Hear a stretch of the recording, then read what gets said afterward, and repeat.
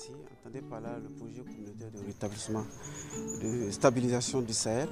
Vous savez également que notre région, en l'instar de d'autres régions de notre pays, a été fortement éprouvée par la crise sécuritaire et humanitaire.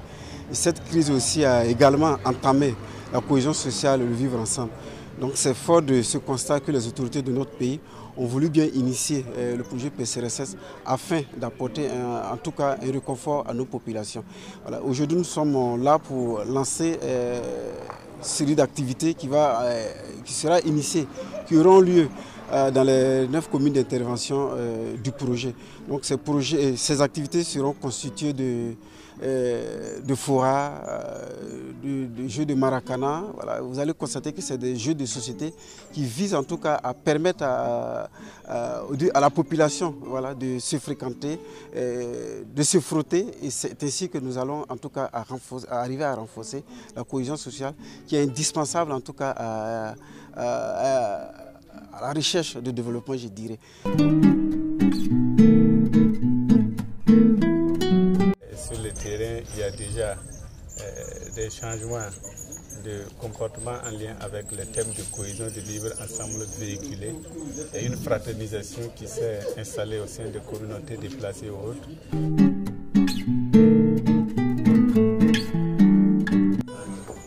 Mon thème porte essentiellement sur 3 éléments.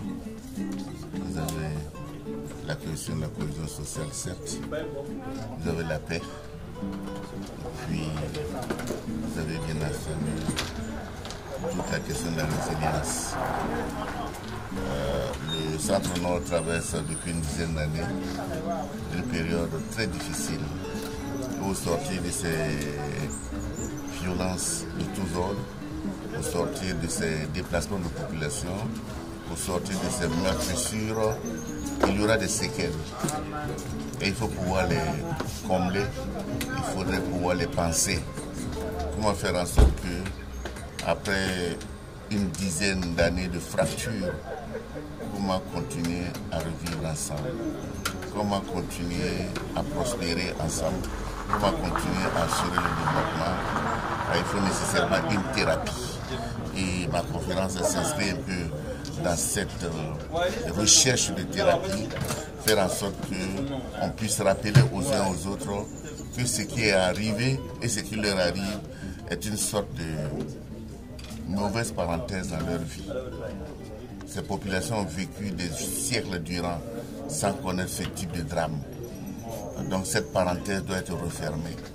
Et après cela, on construit ensemble, on continue à vivre ensemble, les populations autochtones et toutes les populations qui vivent sur le terroir, toutes les populations qui prospèrent, toutes les populations qui se marient sous la tutelle. Il y a quand même une grande chance pour le Centre-Nord, c'est d'être à l'intérieur d'un ring, d'avoir une autorité traditionnelle à la personne victime. Parce que cette présence morale et cette présence coutumière peut être un grand viatique pour permettre à la population de sortir de cette période de violence et de se reconstruire sans trop de séquelles.